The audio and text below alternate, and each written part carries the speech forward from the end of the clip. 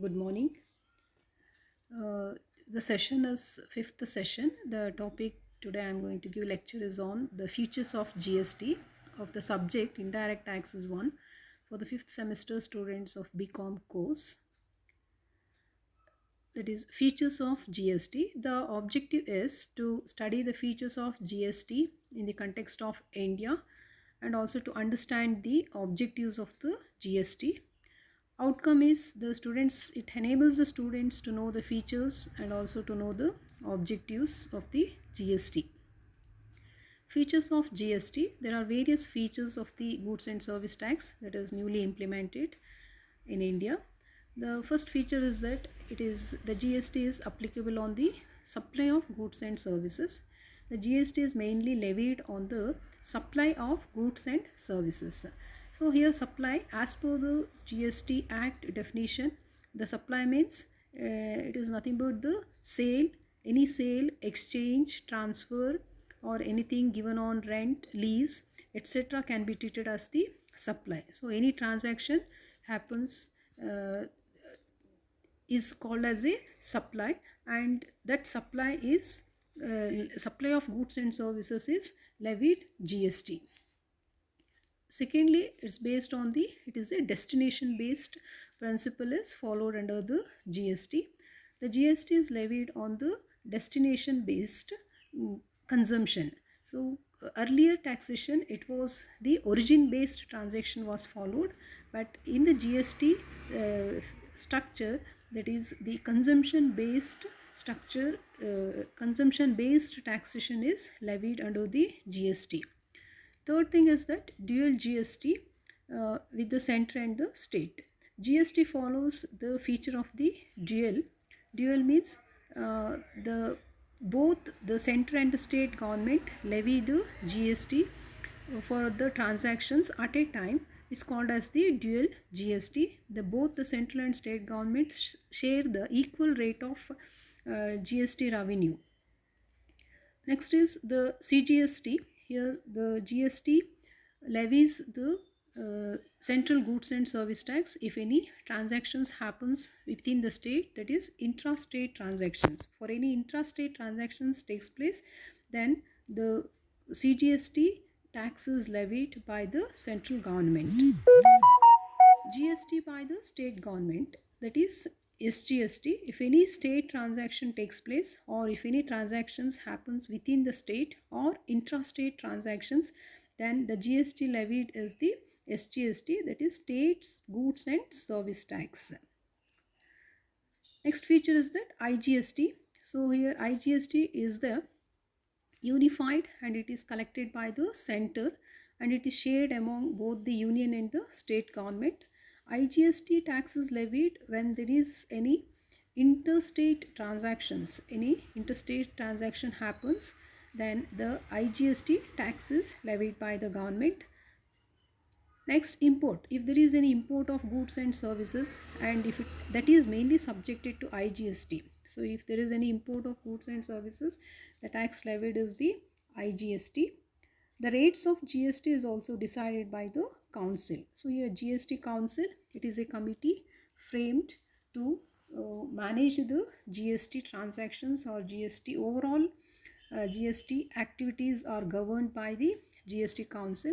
So it is the GST council with a committee members, they takes the decision on the fixation of the GST rates for the supply of various goods and services. Important indirect taxes are also integrated under GST. This is also the feature of GST. Important indirect taxes which was earlier in the indirect taxes was the central sales tax, that is VAT, value added tax, service tax, and state taxes like state VAT, central sales tax, luxury tax, entertainment tax, octroi. So all these taxes and duties are subsumed and it is integrated under GST as one tax, that is goods and service tax. And the taxes is levied on all kinds of goods and services, but except on the petroleum products and alcoholic products, electricity duties, etc. So these products are excluded from the purview of the GST. Exports and supplies to SEZ. So any exports of goods from our country to another country, so such exports are also taxed under zero rate. And if any supplies happens to the SEZ, that is for the special economic zone and also to free trade zones, in such situations the GST levied is at zero rate. This is also one of the feature of the GST. Input tax credit benefit is available to dealers and to the supplier. Here the credit of CGST which is paid on the inputs may be used only for paying CGST on the output, and the credit of SGST and UTGST paid on the inputs may be used for paying only the SGST and UTGST. So here the tax credit, it is very broad based, and it is making available in respect of the tax paid on any supply of goods or services or both, and it is intended to be used for in the course or for the furtherance of the business. And also the accounts are settled periodically. Accounts are settled periodically to ensure the tax credit benefit for the supplier or for the dealers.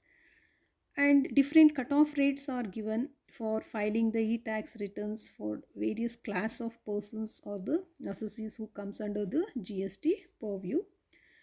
And the benefit is given for the tax payment also. The options are given for the dealers or for the business persons for the payment of taxation. The tax payment may be done either by internet banking or through the debit or credit cards, or they can also make the payments through the NEFT or the RTGS.